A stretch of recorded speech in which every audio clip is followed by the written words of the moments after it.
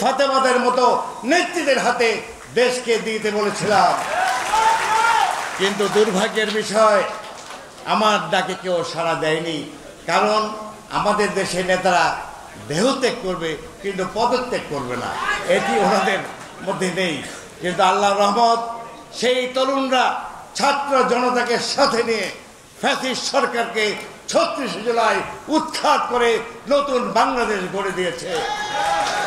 ৭১-এর মুক্তিযুদ্ধে আমার নিজেরও মার পেটের 2 ভাই শহীদ হয়েছে। লক্ষ লক্ষ মা বোনের ইজ্জতের বিনিময়ে আমরা স্বাধীনতা পেয়েছিলাম, কিন্তু সত্যিকারের স্বাধীনতা পাইনি। একদলীয় শাসন কায়েমের মধ্য দিয়ে গণতন্ত্রকে হত্যা করেছিল, এমনকি আওয়ামী লীগকেও নিষিদ্ধ করা হয়েছিল। আজকে ৩৬ জেলায় এই তরুণ ছাত্র জনতা নতুন করে বাংলাদেশে আবার আমাদেরকে স্বাধীনতার স্বাদ ফিরিয়ে দিয়েছে। আমরা আজকে মন খুলে কথা বলতে পারি, ডাক্তার ইউনূসকেও আমরা যা তা বলতে পারি, কোনো মামলা হয় না, সাইবার ক্রাইম মামলা হয় না। এটাই স্বাধীনতার সুফল। আমার বিশ্বাস, জনতার দলের পক্ষ থেকে আপনাদের প্রত্যেককে অভিনন্দন।